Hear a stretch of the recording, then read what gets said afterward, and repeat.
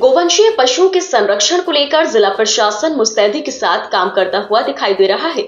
मुरादाबाद जिला अधिकारी मानवेंद्र सिंह के दिशा निर्देशन में मुरादाबाद के सभी ब्लॉकों में लगभग दो गौशालाएं स्थापित करने के बाद अब उन गौशालाओं पर भूसे आदि की व्यवस्था की गई है, तो वहीं सोलर ऊर्जा उपकरण लगाने की बात भी कही गई है। मुरादाबाद के कांचोट विकास भवन स्थित कार्यालय पर मौजूद रहे मुख्य पशु चिकित्सा अधिकारी डॉक्टर अनिल कंसल द्वारा बताया गया कि मुरादाबाद के 8 अलग अलग ब्लॉकों में लगभग 16 गौशालाएं स्थापित की गई हैं, जहां पर हमारे गोवंशीय पशु सुरक्षित और बेहतर तरीके से रह रहे हैं। पशुओं के लिए चारे की व्यवस्था की गई है और उस व्यवस्था को हमारे क्षेत्र की जनता द्वारा दान के रूप में किया गया है। इस दौरान उनके द्वारा ये भी बताया गया कि गौशालाएं जंगल में बनी हुई हैं, जहां पर बिजली की समस्याएं आड़े आ रही हैं।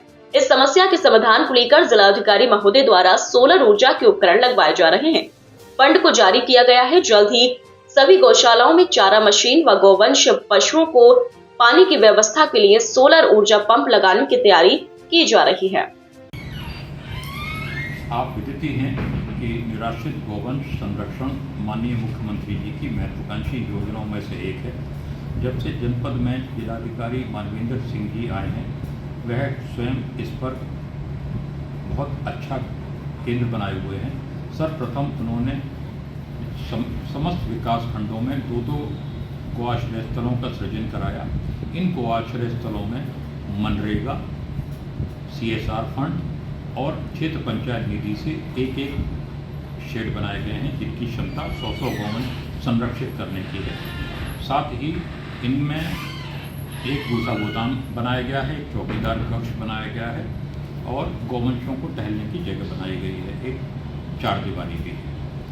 इन सब हो जाने के बाद अब महोदय ने इन गौशालाओं में कुट्टी काटने की मशीन उपलब्ध कराई है, जो गौ संरक्षण एवं संवर्धन कोष में सर के द्वारा 1 करोड़ 60 लाख रुपए करीब इकट्ठा करवाए थे।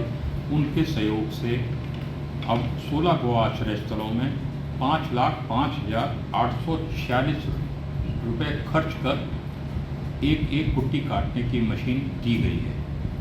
साथ ही साथ यह पाया गया कि कुछ गौ आश्रय स्थलों में बिजली की लाइन काफ़ी दूर होने के नाते अक्सर विद्युत कट जाती थी, जिससे गौवंशों को पानी पिलाना और कुट्टी काटने में दिक्कत हो रही थी। यह व्यवस्था दूर हो जाए तो सभी गौ आश्रय स्थलों में 2 हॉर्स पावर का एक सोलर पंप लगाया जा रहा है एवं 3 किलोवाट का एक सोलर पंप लगाया गया है, सोलर पैनल, जिससे कि निर्बाध विद्युत आपूर्ति रहेगी दिन और रात, और पानी की कोई कमी नहीं होगी।